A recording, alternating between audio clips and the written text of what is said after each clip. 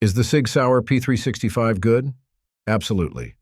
This is one of the guns that set the bar for the concealed carry community. In the past, having a subcompact pistol that had a capacity of 10 rounds or more was just a fever dream. But today, people think that it's already a must. And who do you have to thank for? That's right. It's the P365. But to be fair, the P365 is nowhere near being perfect. Proof of that is the continuously growing P365 family. Fortunately, you don't need to purchase these P365 variants because on its own, the P365 is modular enough for aftermarket upgrades. What's up, everyone? This is your boy Ted from Line45. In this episode, I'm going to list all the best upgrades you can integrate to a base Sig P365 pistol this 2024. Before we get underway, please remember to hit the like and subscribe buttons. I know it is a chore, but these simple clicks help my channel immensely.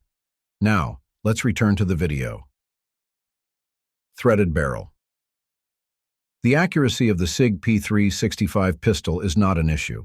I mean, the gun is reasonably precise within its practical range. However, this doesn't mean that it doesn't require the benefits that a threaded barrel could provide. For starters, the P365's barrel has no threads, which again isn't a problem, but we all know that we deserve better. A threaded barrel allows you to disassemble faster for maintenance, allows the installation of muzzles or suppressors, and of course enhances the gun's accuracy. Fortunately, the aftermarket options you have for P365 threaded barrels aren't limited.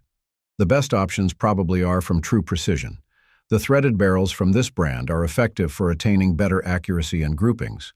Plus, these barrels can feed on cheap dirt ammo. Killer Innovations, NDZ Performance, and Shalotech are also makers of good threaded and non-threaded barrels for the Sig P365. I suggest you should also check them out. Compensator. Does a P365 require a compensator? Maybe yes, maybe not. However, I did mention in the past that compensators are beneficial in small pistols, as they facilitate rapid firing. Basically, with a compensator, the barrel of the pistol stays closer to its original position while firing, or in short, helps reduce the muzzle flip. The more flat the gun shoots, the easier it is for you to zero in on your targets. Now, the likes of P365 are typically snappy, given that they are small and light. This is not an issue exclusive to the P365 alone, but most small handguns out there. The 9mm isn't that powerful, but it still causes lightweight subcompact pistols to kick. With a compensator, these issues would be drastically minimized. There are many aftermarket options for a P365, and I am glad that many of them aren't big.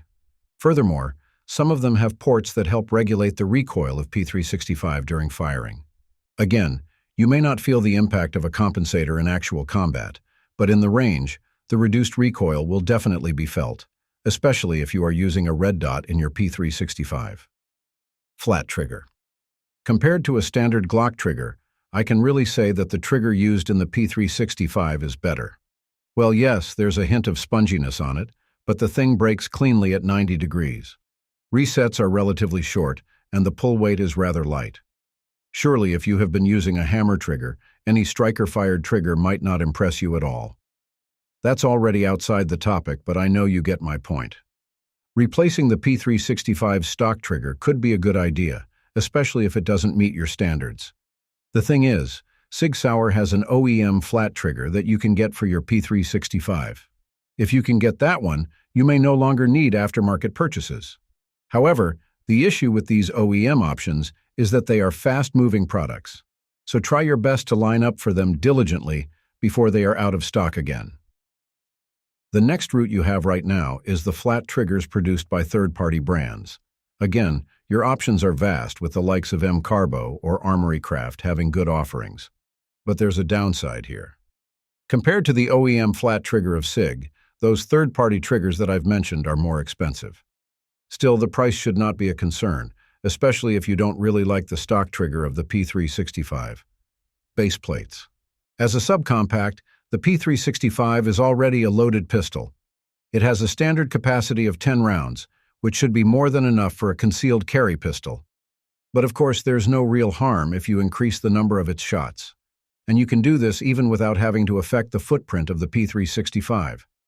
Base plates are great upgrades for any gun, not just the P365. But for the P365, it's like adding a cherry on top of the icing. Aftermarket base plates are easy to install. Just remove the OEM base plate of your P365 so that you can affix them. With these base plates, you can add up to 3 9mm bullets. They also serve as a pinky extension, so more or less they can turn the grip of the base P365 into the grip of the P365 XL. Sights. Many people find the P365 night sights great. In my opinion, they are great options for a point-and-shoot pistol like the P365. Of course, this should also be a reminder that the legacy Sig P365 shouldn't be considered a target gun. However, not all people are fans of these nights. Others say that the short barrel of the P365 makes the sights less effective as compared to when you use them in larger guns like the P320. In some cases, shooters claim that the front sight is only bright if there's minimal external lighting. In daylight, seeing the green light can be difficult. Of course, I am aware of these issues, which is why I always recommend that P365 owners consider switching the sights of their pistols, even though they are already way better than the stock sights of Glock. In my opinion, the aftermarket sights of TrueGlow should be a good start. They are affordable and offer objectively better visibility regardless of the lighting conditions. Needless to say, there are other great aftermarket sights you can try, such as XS sights and Trigicon. But as a reminder, you need to check if the sights are compatible with the P365 setup. The rear sight of the P365 is a Sig number 8, while the front sight is a Sig number 6. Make sure that you get these designations correct. Grip module. This is just my opinion, but I know that this has some merits on it. You see, I always think that the only upgrade you need for your P365 is the grip module. I mean, if you are just going to pick one upgrade and nothing else, always go with the grip module. Don't get me wrong though, the grip module used in the P365 is fine, but if you are going to compare it with other grip modules, one could say that they are pretty stale. Nothing is so impressive about them. Again, they aren't bad, but they just don't have the extra wow factor on them. So yes, if I am going to rate it, it is just a 5 out of 10, and that's not actually bad, right? But if you just don't want to settle with the average, then you should upgrade it. And for me, this is an essential upgrade since it drastically improves the shootability of the pistol. Aftermarket options like the Wilson Combat Grip enhance the comfort and ergonomics of the P365. They aren't pricey either, so they alone can be seen as a high-value upgrade. The fit and feel of these grips are far superior to the OEM grip module of Sig Sauer, allowing you to hold and shoot the gun better. Now, there are still other great aftermarket grips for the P365 that you should seriously explore, like the products of Icarus Precision, Shalotech, and Mischief Machine. Any of them can turn the P365 from a good gun to a fantastic shooter. Thanks for watching. If you want to see more gun videos like this, just click the subscribe button and notification bell. Take care and stay safe.